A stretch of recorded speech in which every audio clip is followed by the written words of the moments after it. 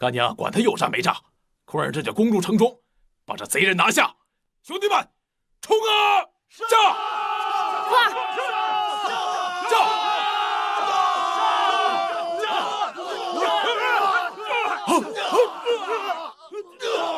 坤儿，好，给我上！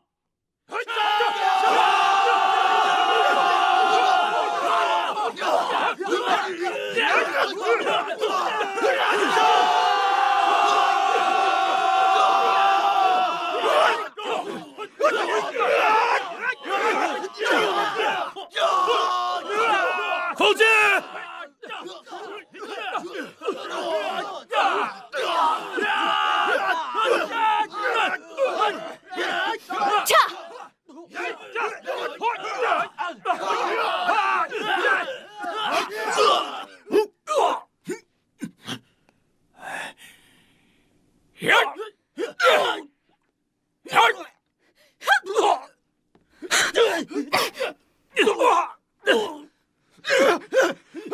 撤！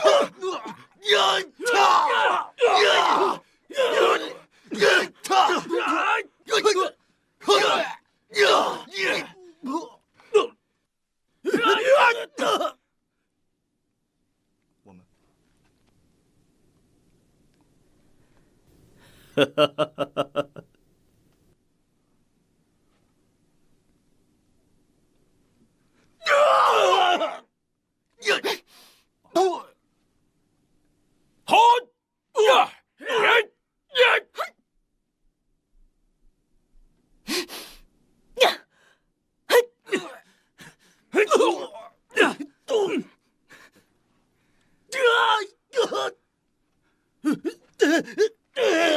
来！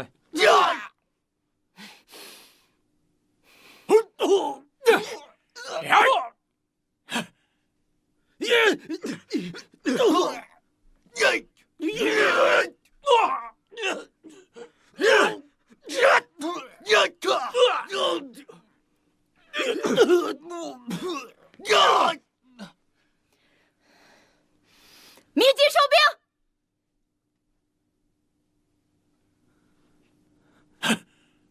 驾！驾！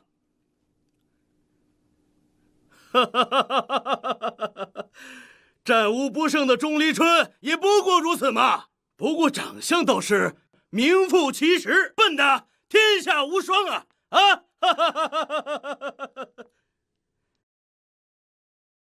禀大王，前方捷报，齐军已被我市北将军打得落花流水，节节败退。好啊！瞧见没有，寡人说的对不对？丞相是不是料事如神？这些呀，都是大王眼光好，信任子之大人，重用子之大人的结果。大王，众大臣之前只是对子之的实力不了解，如今想必不会再有人出声反对了吧？大王英明，丞相英明。是丞相英明，大王英明，丞相英明，大王英明。哎，是丞相英明。跪下！父王，请不要相信这个无耻小人，他表面大公无私，私下无恶不作。您要是把王位传给他，成何体统？我们燕国迟早要亡国呀！父王，相信我。相信你什么？逆子！寡人怎么会生出来你这么心胸狭隘之人？好好看看子之，子之丞相为国为民啊，他为国操劳的都两鬓斑白了，寡人心疼啊。况且子之丞相与诸位爱卿相处融洽，从未有一人妄言子之。那是因为说他坏话的人都已经被他给杀了。屁！要不是子之的话，你现在还在大牢里关着呢。如果我是他放出来的，那你现在就把我关回牢里去吧！你这个混账！太子，您真的辜负了大王对您的一片厚爱，也辜负了子之大人对您的一片赤诚之心啊！父王，您是被这个狐狸精给勾走了魂魄吗？您是被子之这个老匹夫给蒙蔽了吗？说谁狐狸精？说谁老匹夫？你这个逆子！寡人现在就告诉你，子之丞相心系百姓，做丞相以来所缴纳的税赋是往年的10倍有余，这是我朝从未有过的盛况。那是他苛捐杂税、胡乱立项，我们燕国的百姓已经被他搞得食不果腹、衣不蔽体，哀鸿遍野，民不聊生啊！父王，逆子，寡人本想将王位传于你，让子之好好辅佐你，让你成为一代明君。而你呢，你太让寡人寒心了。你只知道嫉妒子之，子之的才华，就让你如此嫉妒吗？还有你那个姐姐，你那个无脑的姐姐，你们俩联合起来想害子之。要不是子之求情的话，我早就一刀砍了你一位忠臣。父王，你真是糊涂啊！大王息怒，大王息怒啊！太子殿下只是年轻气盛，一时激愤，假以时日，臣的一片忠心，他会感受到的。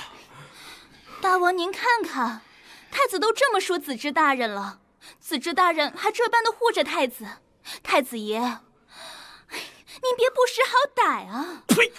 狐狸精！大王，我如此好心相劝，父王，太子竟对我这般无礼，您倒是管是不管啊？哎呀，太子殿下，您怎么生我的气都可以，怎么可以对自己父王的爱妃如此无礼？你这是成何体统？成何体统啊！父王，父王，您听我说，大王息怒，来人，快把太子请过去！父王，走！父王，不要相信这个无耻之徒！给我把他消气啊！打入大牢！大王息怒啊！大王，您消消气，太子的事情就交给子之大人去做吧。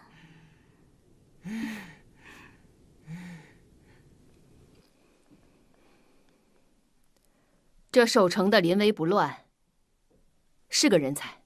干娘，你咋老夸别人呢？是啊，姐姐，咱们刚吃了败仗，您还没说什么原因就夸别人。娘娘，您这会不会是太久没打仗？怎么说话呢？我姐姐可是神仙下凡，岂会被侍卫这种小小的看门官打败？放心吧，有我钟离春在，定保你们燕国无虞。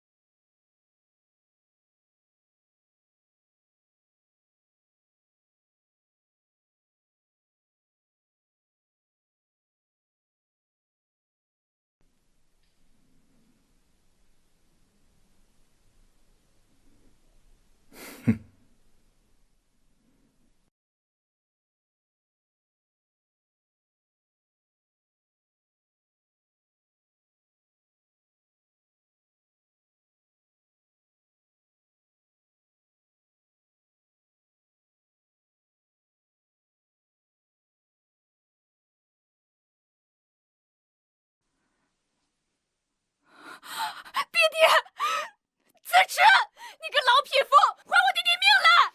不许出战！姐姐，他们杀了我弟弟呀！那也不许出战！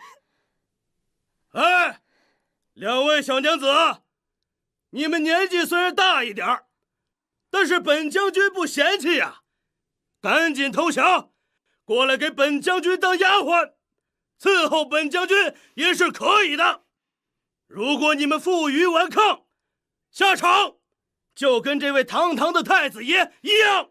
姐姐，他们杀了我弟弟，我要进去为我弟弟报仇。燕国城池易守难攻，这样冲进去就是白白送死，不许去！我算是明白了，我叫你一声姐姐，可是你呢？你为了保留你大齐的军力，而置我弟弟生死于不顾。但我不行，我再叫你一声姐姐，谢谢你千里迢迢前来助阵。但今后，我燕国的奸佞由我燕丹公主一人来承担，跟姐姐跟大齐再无任何瓜葛。燕国的将士们，让我们为了燕国的百姓，死不旋踵，战死沙场！跟我走，撤！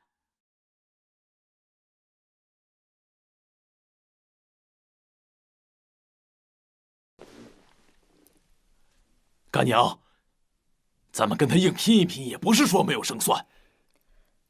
现在硬拼就是送死。坤儿，你跟我打仗这么多年，这点道理你都不明白吗？干娘，闭嘴！既然他不信我，现在留下又有何用？走！撤！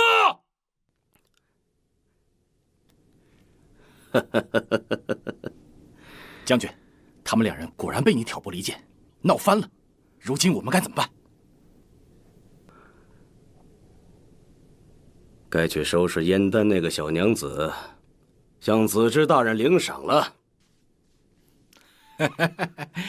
众位卿家，现在侍卫将军正在城外与公主丹交战，众位以为如何呀？子之以为呢？大王，侍卫将军现正在城外英勇御敌，您就等着他的好消息吧。好啊！寡人得你们二位如有神助。大王谬赞。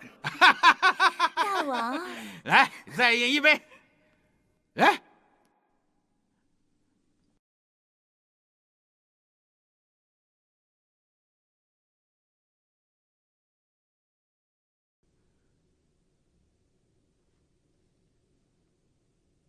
撤！撤！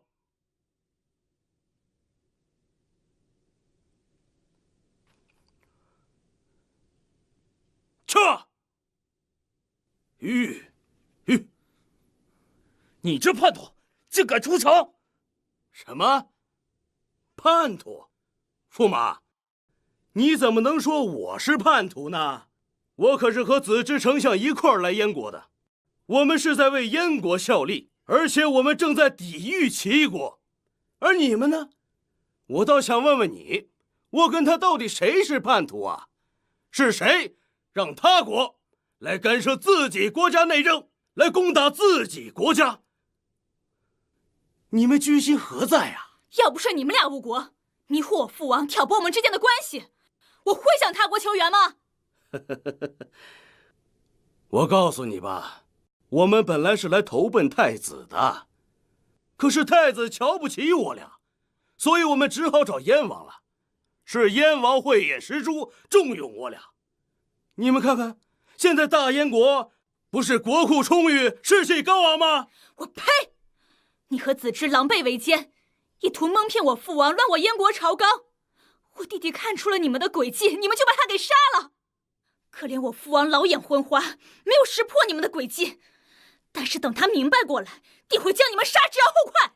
哼，没有钟离春撑腰，我拿下你们还不易如反掌？你放屁！撤！撤！住手！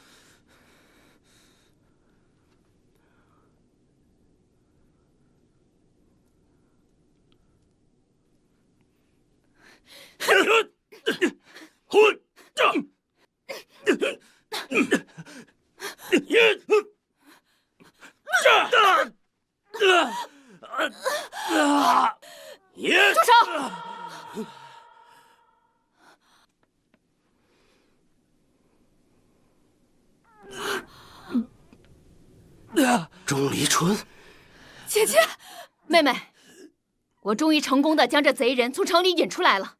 你和驸马先去旁边休息，看我怎么替你收拾这缩头乌龟。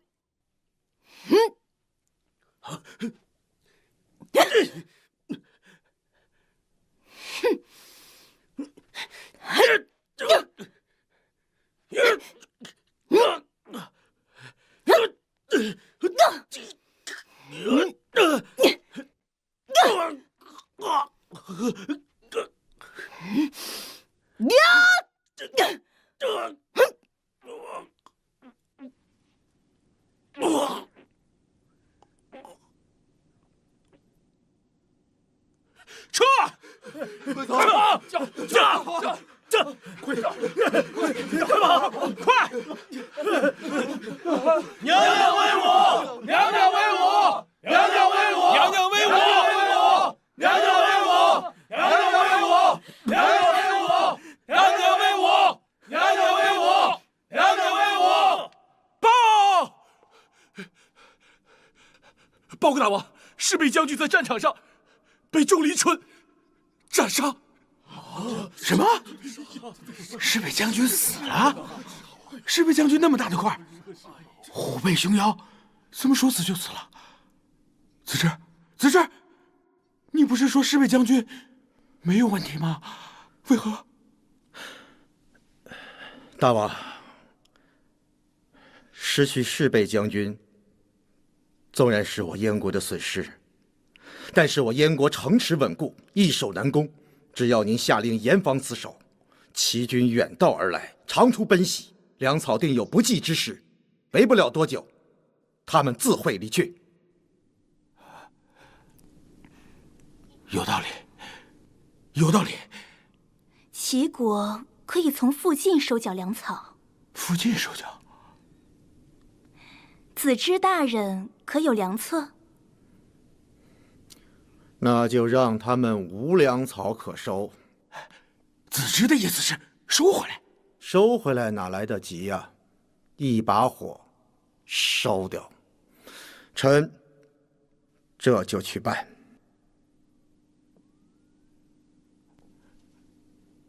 烧掉，烧掉。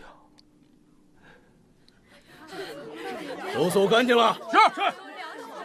我的粮食，我的粮食啊！哎呀天哪，这可是我一家的口粮啊！你把它烧了，我们家人吃什么呀，官爷？我们也是奉大王和子之丞相之令，你跟我们哭有什么用？官爷，我求再说了，这也不止你一家，我们一大家子，方圆100里的粮食我都要烧掉，不能给大齐有一粒粮食。烧！官爷，官爷啊！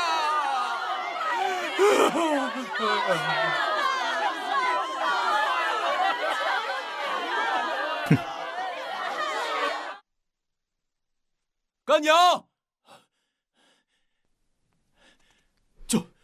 干娘，大事不好了！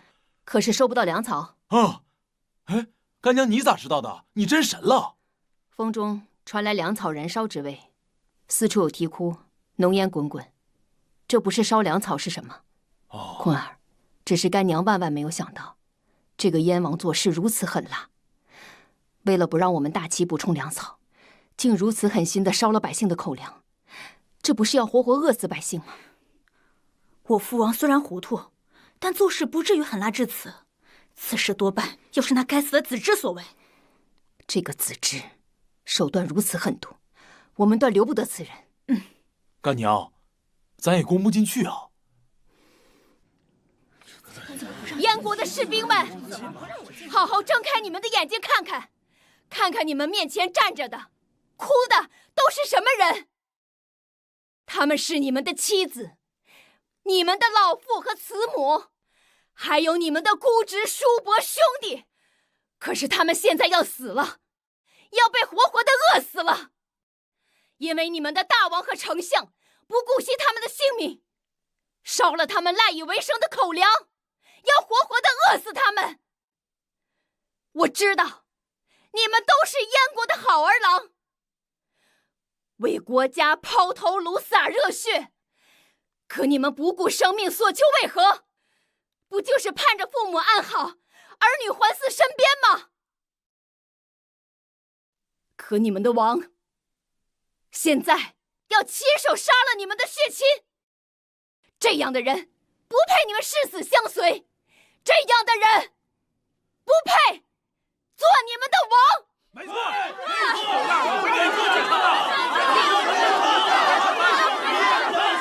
你们这些蠢货，你们不要相信那个丑八怪的花言巧语，你们被他蒙蔽了。你们当中有齐国的奸细。二王，你个混账东西，你连老子都不认了吗？爹，你怎么来了？我娘呢？你娘为了生口粮，给你2个孩子，活活被饿死了。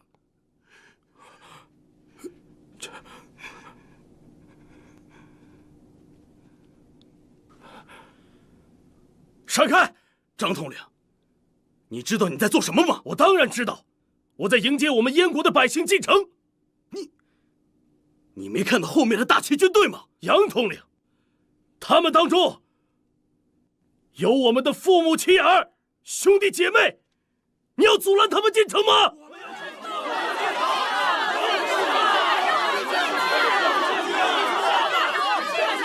我们要遵守大王命令，关闭城门，严防大齐军队进城。闯关者，杀无赦！杨统领，你难道真的要让我大燕子民自相残杀吗？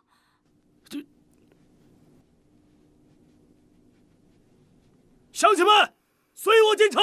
走，闪开！进城！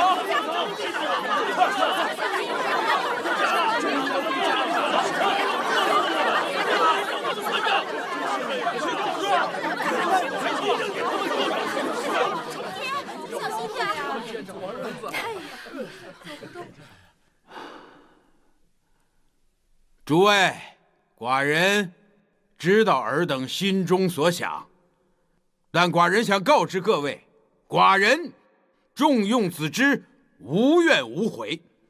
只可惜啊，可惜这帮百姓乱民，他们不懂寡人的良苦用心呐，竟然打开城门，放了那逆女进城，还有我那不成器的，不成器的太子。寡人已丧失人心至此，无颜再苟活于世了。子之，是寡人不好，是寡人对不住你，还请你另谋明君吧。最后，寡人有个请求，帮寡人照顾好爱妃，还有你自己。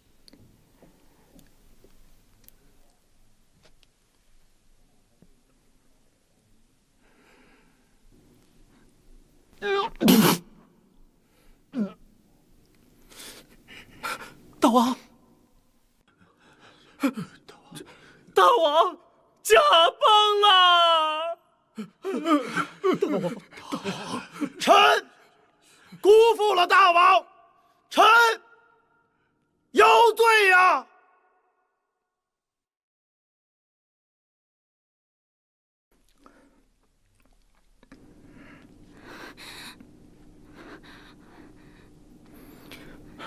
子之，把我带走吧。你随我来。大人，燕丹公主和驸马带着齐国兵马快到宫门了，马上就要进来了。随我冲出去！带着他吗？带着一个女人，恐怕我们哪儿也去不了。子之，求你带我走。那又如何？大人，随我杀出去！大人。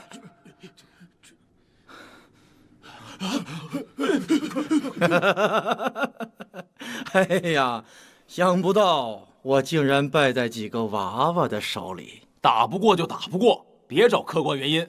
小人，小人不都是如此嘴脸？子之，是你自作孽不可活，怨不得旁人。你把我封怎么了？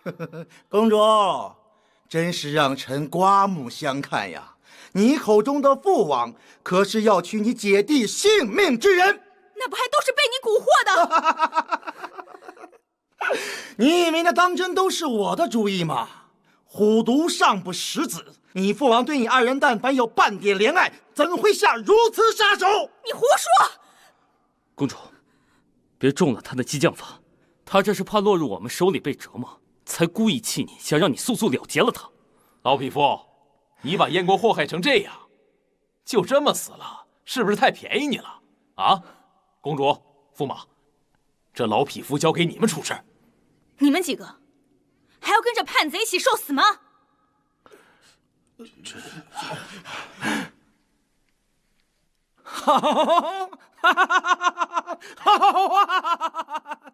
天意呀，天意！众叛亲离。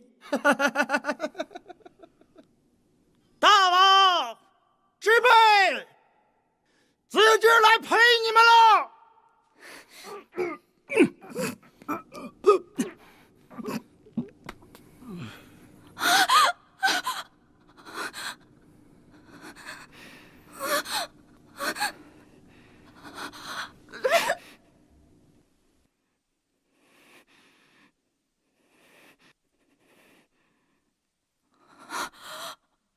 父王，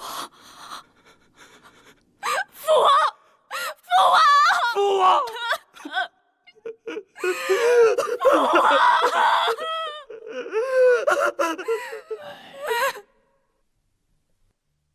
撤！撤！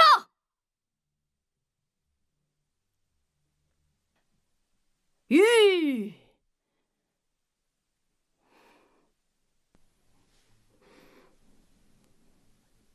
坤儿，干娘作为齐国的国母，不方便出现在别国的皇宫之中。你和燕丹公主还有驸马要尽快攻占皇宫，擒获叛逆，不要留有疑惑，切记不可滥杀无辜。干娘，坤儿明白了。撤！撤！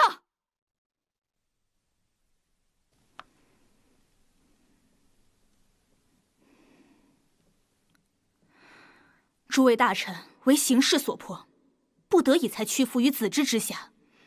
本公主心里明白，你们都是燕国的好臣子。如今燕国元气大伤，百废待兴，还望诸位戮力同心，共同恢复我燕国生机。诸位且当各尽职守，各自拟定修补之法，尽速上报。谨遵公主安排。都退下吧。臣等告退。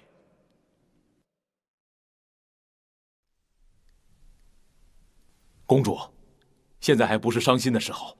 我干娘说过，燕国的重担还要由公主来扛。况且国不可一日无君，您的弟弟太子平人死不能复生，但是二皇子公子直作为质子被滞留在韩国，储君之事，公主还要考虑周全。公主、驸马，薛坤告辞。将军辛苦。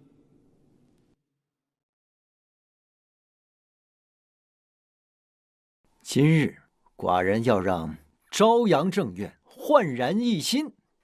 干活是。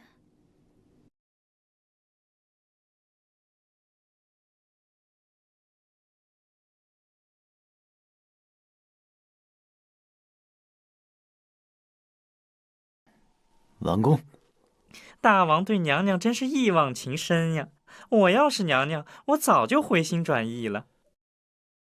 娘娘对本王心灰意冷，那本王对娘娘就要情深似海；娘娘对本王若即若离，那本王对娘娘就要不离不弃。在这冷宫之中，娘娘生活了这么多年，那本王就要把这冷宫变得春意盎然。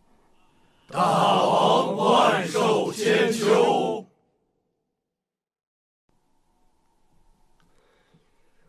禀大王，娘娘在燕国大捷，大败燕军，使燕国国都归于燕丹公主。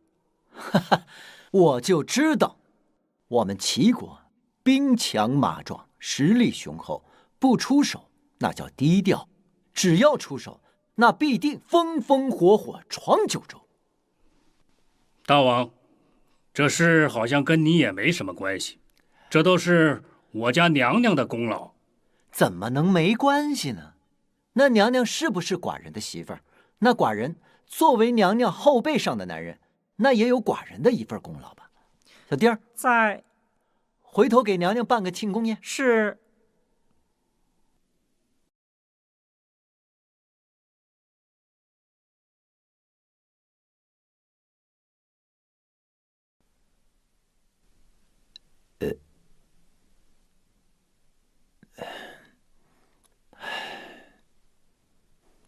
薛坤呢？说吧。禀大王，燕国之战告捷。这是我干娘让我给你送来的信，赶紧拿过来。老严英，看见没有？这娘娘也知道寡人的重要性，肯定是娘娘跟寡人倾诉相思之苦。哼。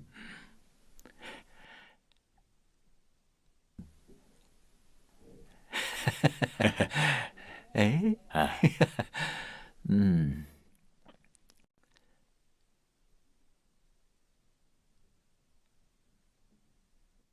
反了他了，打了胜仗，竟然就要跟寡人和离。老严英，这就是你护着的好娘娘，寡人还想给她办庆功宴呢。她倒好，直接一封休书把寡人给休了，骄傲了，自满了，娘娘的灵魂搁浅了。大王，看来我家娘娘这是铁了心了，膨胀了，放浪了。娘娘是打算把寡人彻底遗忘了。我大齐将要失去顶梁柱啊，大王也失去了可心人。娘娘的定齐大刀再也保佑不了我大齐了，大王，好自为之。说什么呢？说什么呢？你们这是咒我，还是咒娘娘，还是咒我齐国？我就不明白，寡人哪儿做的不好，就让他离家出走，放任自流吗？大王，这是娘娘临行前给臣留的信。娘娘还给你写封信，这么曲折迂回吗？怎么了？还2封休书啊？怕修不干净？大王就不要胡思乱想了，想不想听我说正事儿？你说。娘娘在信中说，让我认郑娘娘做干女儿。她不在的时候，如果你要是欺负郑娘娘，让我来保护她。什么叫娘娘不在的时候？还有，寡人什么时候欺负过郑娘娘？那娘娘告诉我，西宫娘娘只能看，不能碰。那寡人也做到了。那你看她呢？我是言而有信，她是言而无信呢。我做到了，她也没回来。看来大王的智商也真是堪忧了。其实娘娘早有打算，帮了燕丹公主之后就没想再回来，要不然怎么会把休书和打胜仗的消息一起传回来呢？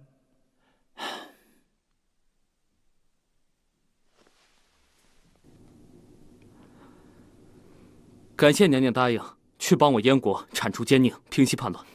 不必客气，我也是为了我的燕丹妹妹，而且我也打算好了，此次平息战乱之后，我就回我的老家隐居山林，不再管这朝堂国事了。好，干娘，你不回来，我也不用回来了。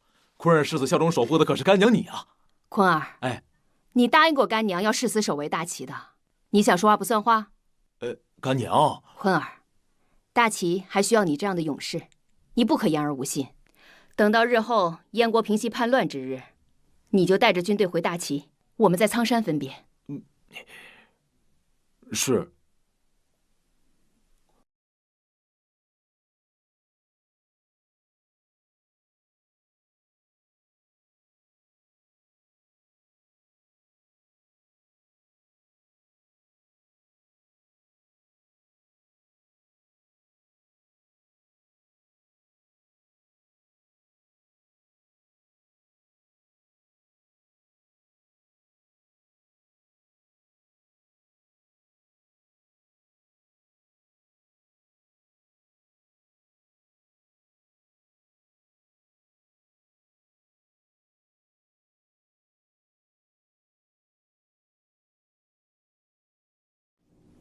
大王，齐国灵花公主、驸马魏文斌和一位术士求见，说有礼送与大王。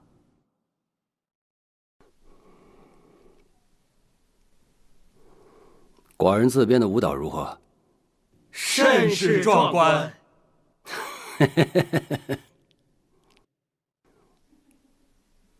听到了，齐国的公主和驸马还有一个术士要来见我，宣他们进来吧。是。我说田兄，你这么聪明，你帮我出个主意呗。这可咋办？我干娘这次是真下定决心不回来了，把我自己撂在这儿了。薛将军，别着急，我觉得最应该着急的不是你，是大王。他要是不把娘娘找回来，燕大人是不会善罢甘休的。我说你们老田家为什么你个子最矮呀？原来个头都被心眼追住了。薛将军你先忙，我去找燕大人商量对策。谢天兄。走。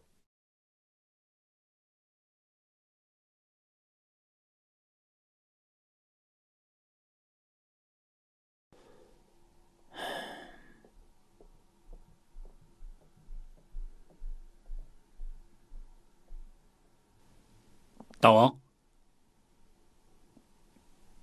是我。啊，你们俩在这儿杵着干什么呢？我发现大王接到娘娘的和离书之后，老是无精打采，是不是想娘娘了？冥思苦想，我们想了个办法。你有办法？啊，那你不早说。只是我就不知道这个办法行不行啊。寡人现在都已经感到万分沮丧，甚至都开始怀疑人生了。老晏婴啊，你就别跟本王玩这出妙计在心口难开的事儿了，好不好？你是打算引蛇出洞，还是欲擒故纵啊？娘娘不都给你写信了吗？那你说的办法，没准她就管用。说。是。娘娘为人仗义，虽说解了燕国之围，但是燕国的大王和王子都死了，王位空悬。大王要是能帮燕国解决了这个问题，娘娘对大王的态度会有所改观呐。哦，这个问题很好解决。燕国不是没有大王吗？啊。寡人可以去当。诚然，寡人一个人当2个国家的大王，那必定是日理万机、殚精竭虑、辛苦异常。但是能者多劳嘛。哎呀，我的王兄啊，燕大人的意思是让您帮燕国，不是占领燕国。你们以为寡人愿意受这份罪啊？那不是老晏婴说的，解决了这道题，娘娘就能回心转意吗？那题解决了，你们又不乐意。不是这个。你看啊，燕国的2王子公子直被当作质子质押在韩国，大王若是能想办法把他救回来，娘娘势必会对大王刮目相看。啊，救人啊，那这是另外一道题了。哦，哼，老狐狸啊，不对，狐狸精。寡人好好想一想。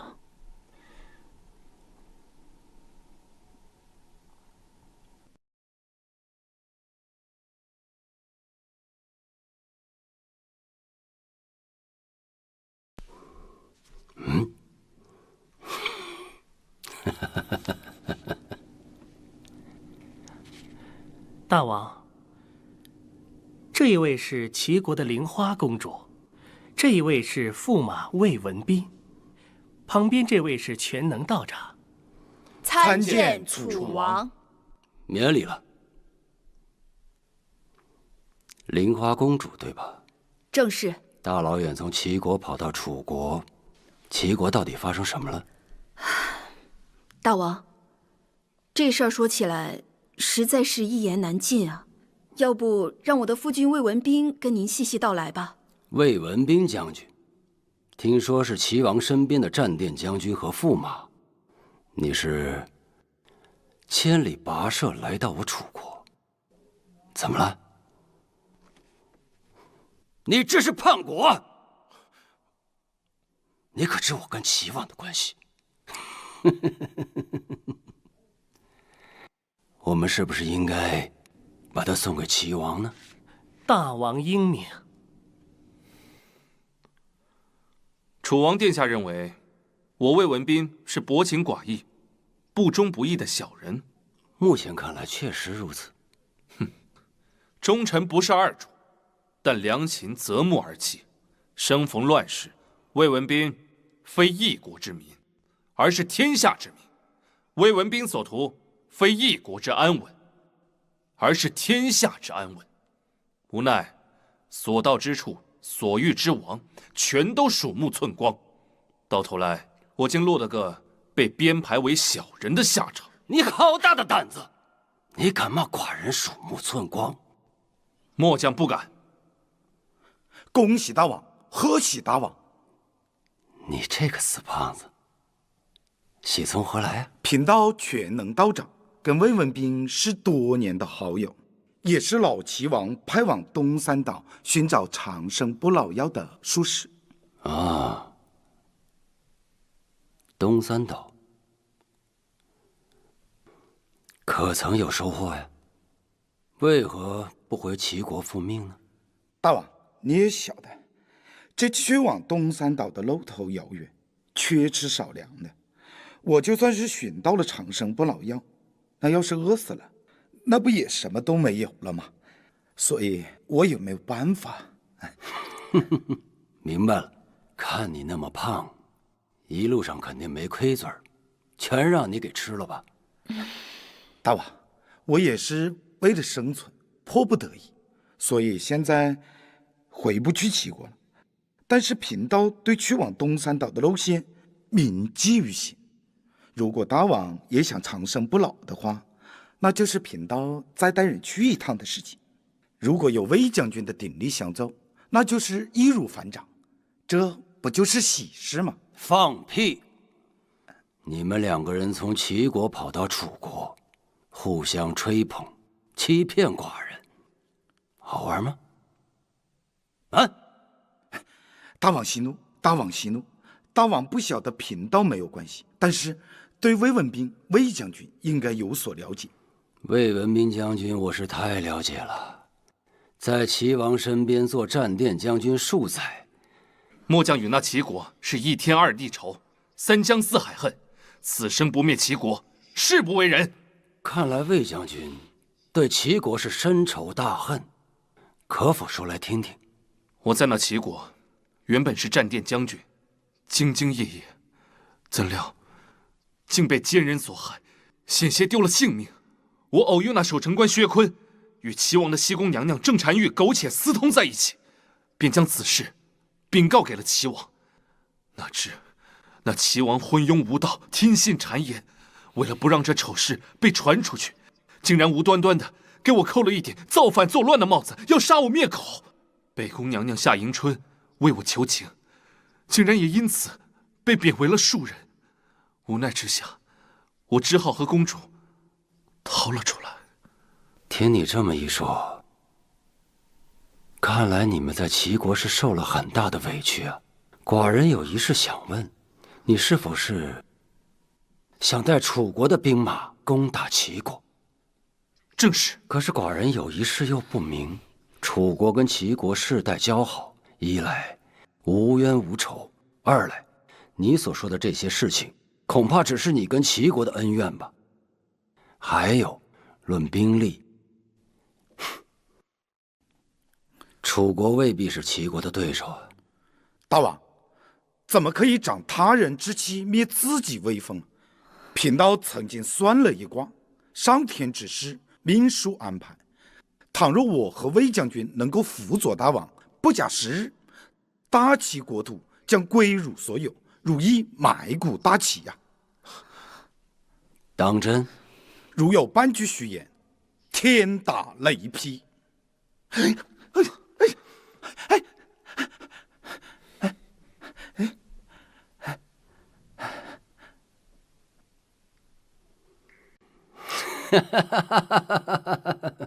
大师果然是神灵护体，方才无论你说的话是真是假，至少雷没有劈到你。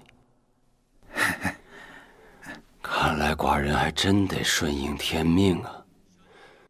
宣，召集全国兵力，攻打齐国。是，大王。多谢大王成全。另外，我楚国还有一员猛将，可以助你一臂之力。宣楚将军上殿。是。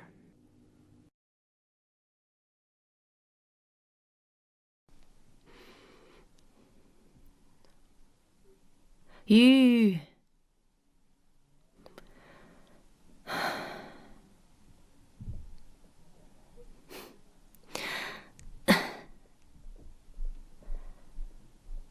老伙计，我到家了，就不带你回去了，自己去玩吧。哼，答应我的琼浆玉液还没给我喝呢。你放心吧，回去之后少不了你的。记住啊，不许出去吓人。知道了啊。去吧去吧。哎，你也是，别出去到处吓人。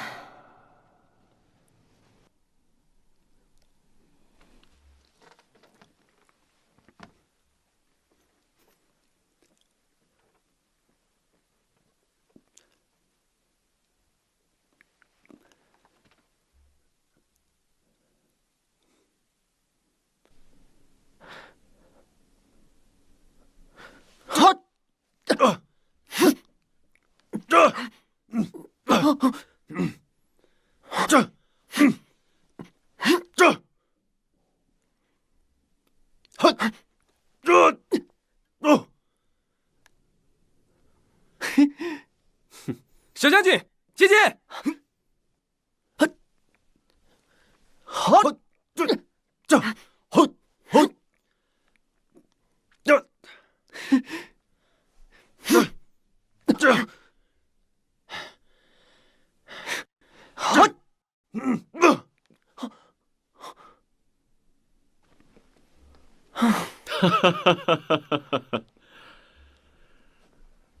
将军为我，将军为我，将军为我。孩儿武艺日渐精湛，他日要勤加练习啊！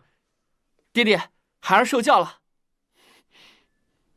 楚将军，楚将军，楚将军，大王口谕，着你3日之内调齐兵马，集合完毕后，与上将军魏文斌、国师全能道长一同出征，讨伐齐国。上将军、国师，他们是何人？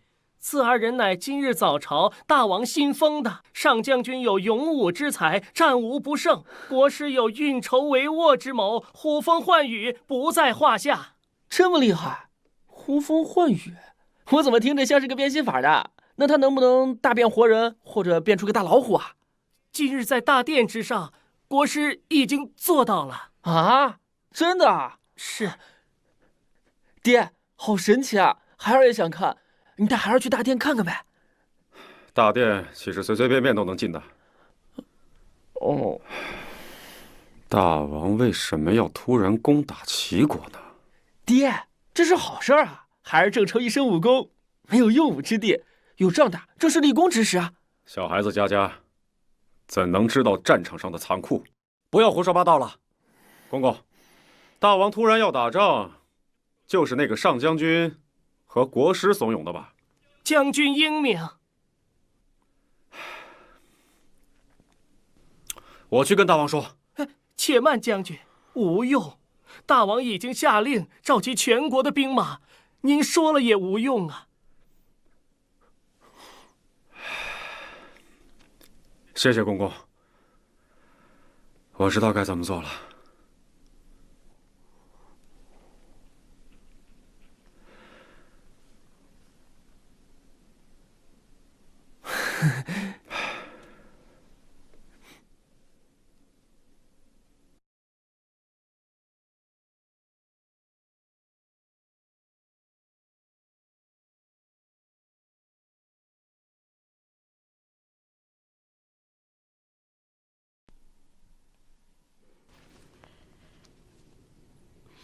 今年长得挺壮啊！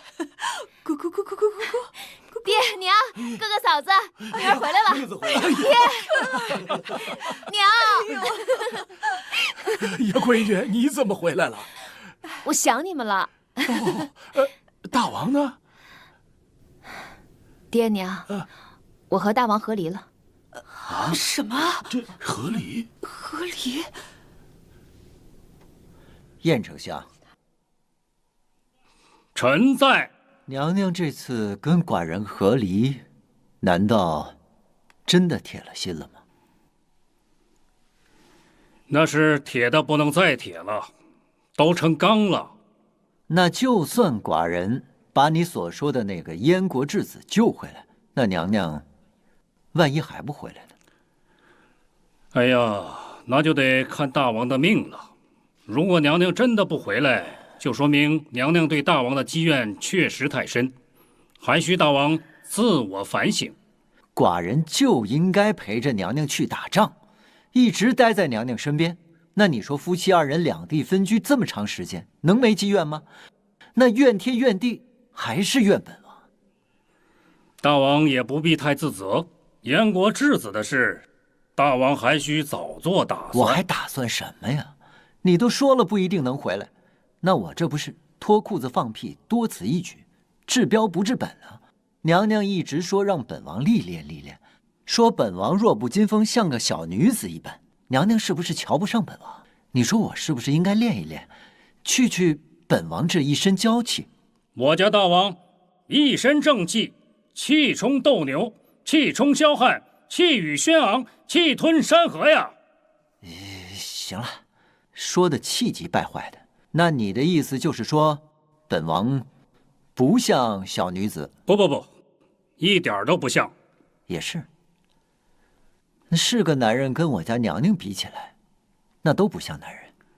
本王决定了，亲自去找娘娘。大王若真有此意，不如去西宫娘娘那里看看，有何办法？郑婵玉，驸马，你什么意思？带兵攻打大齐？公主息怒，我这只是权宜之计。如果我们2个人回到齐国，大王肯定不会听我们申冤，说不定还没见到大王，就被薛坤等人给杀了。现在我们人多势众，可以给齐王压力，至少能有个解释的机会。你真不是趁机借助楚王造反？公主，你真当楚王有那么傻，听信我一个外人借我军队攻打齐国？他不过是想试探试探我们罢了，我们也就借势做做样子。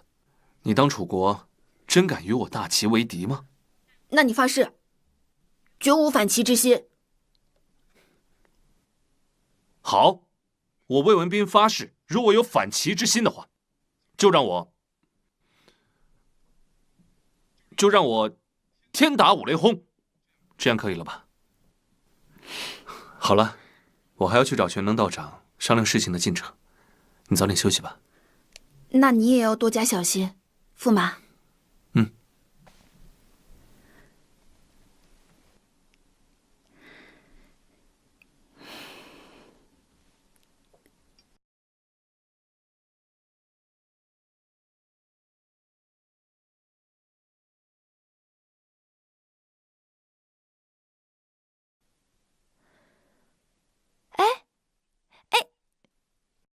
旭儿，你怎么又动我的兰花啊？夫人，这明明是韭菜，我又不瞎，这明明是我喜欢的兰花啊！你可别瞎动。来，让我来除除草。您怎么又要干这些粗活了？这是我们丫鬟干的事情。我原本也是丫鬟，你不让我干活啊，我浑身不自在。啊，将军不是老说夫人是从天而降的仙女吗？还仙女呢？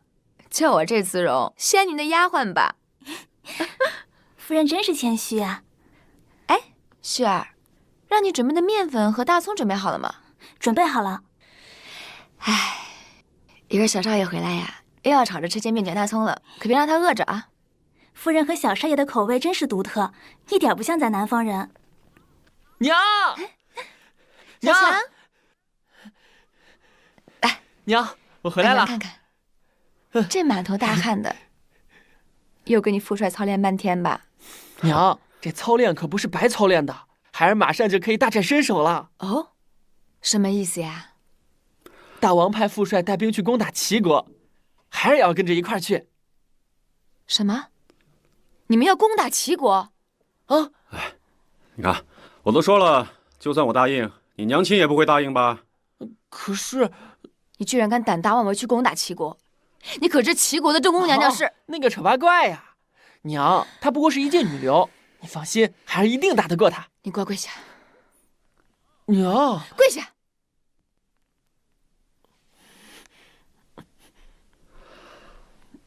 娘，孩儿知错了。我是无论如何都不能让你去攻打齐国的。为什么呀，娘？没有为什么，别叫我娘。娘，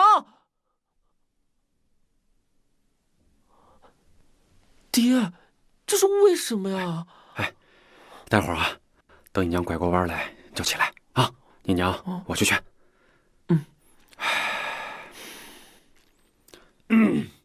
你这孩子怎么回事呢？啊，怎么跟你娘说话的？没大没小的，打仗打什么仗啊？你知不知道，打起仗来民不聊生，所有家庭都分崩离析。你呀，今天就给我跪到这儿，跪到你娘满意为止。起来，夫人，夫人呐，气大伤身呐！为什么呀？好男儿志在四方，我岂可困守在此一生？我一定要去打，把他们打得落花流水。哼！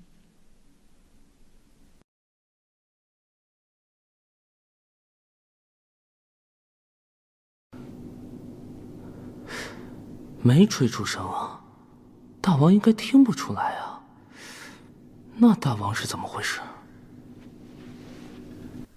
娘娘的这次和离对大王打击实在是太大了。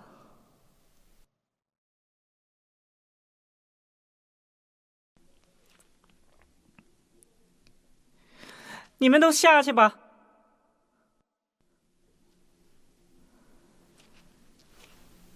大王，你心情好点了吗？他还想让本王怎样？能怎样？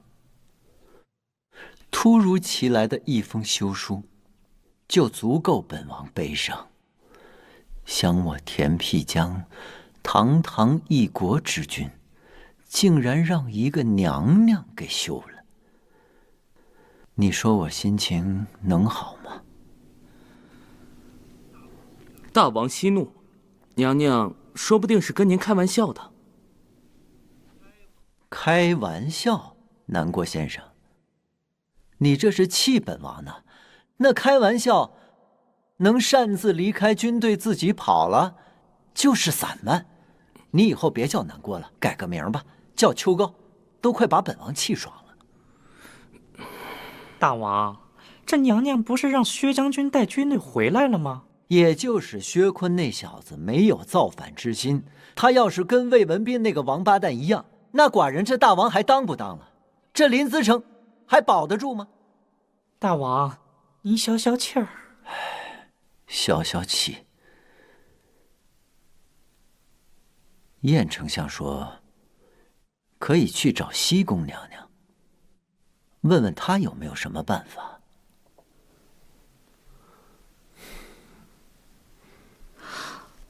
夫君这就出发了？马上就要出征了，我来跟你告别。韦氏公主在此暂住。一路上一定要照顾好自己，千万别和齐国士兵动粗。见到了大王堂哥之后，也要好生跟他解释，可别再起了冲突。公主放心，我心里有数。大王堂哥是个明事理之人，你跟他说明白之后，他定能还你一个清白。然后，我等你回来接我。我定会按照公主的吩咐跟大王解释清楚，你就等我的好消息吧。这是我娘临终前留给我的护身符，是我们家的传家至宝龙凤配，龙为阳，凤为阴，阴阳结合，龙凤呈祥。现在我把这块凤给你，就预示着我在你身边，它定能保你平安。这么重要的东西，你竟赠之于我？因为你是我的夫君啊，没有什么比你更重要了。夫君，公主，我向你保证，不管到什么时候，我定会护你周全。如若不然，就让我天打雷劈，万箭穿心而死。哎呀，你干嘛发这么大的毒誓？我知道，你肯定会一心一意的待我。公主，在家等我，我很快回来接你。那我等你，路上小心。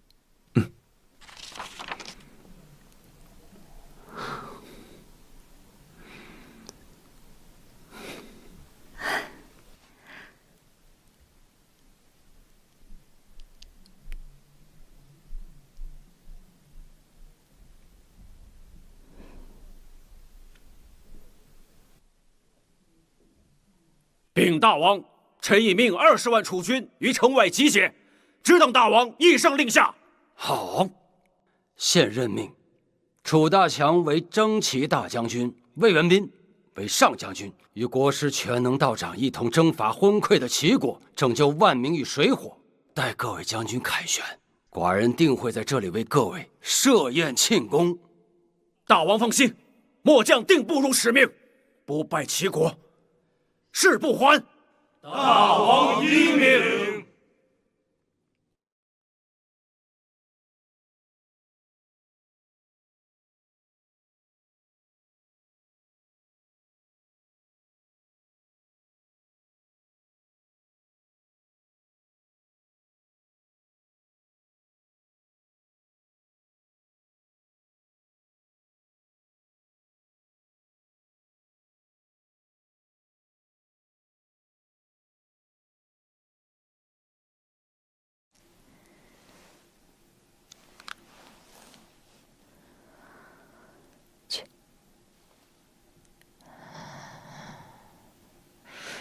小强，快去吃饭了。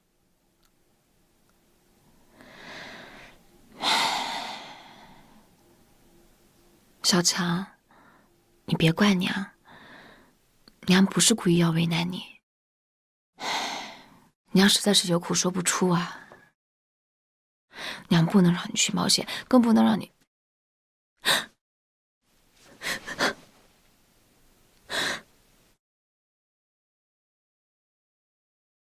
娘，孩儿不孝，跟父帅去打仗了。娘，你放心，孩儿一定会凯旋归来的。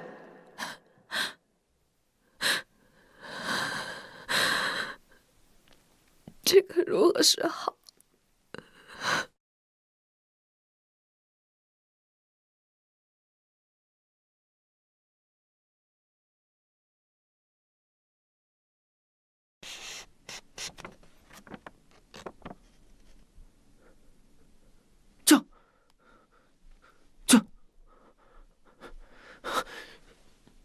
玉，爹，你怎么来了？我背着我娘来的。爹，我深思熟虑过了，我觉得我不能总在教场里操练，我应该上真正的战场锻炼一下才行。战场绝非儿戏，打仗的时候紧随为父身边。是。就。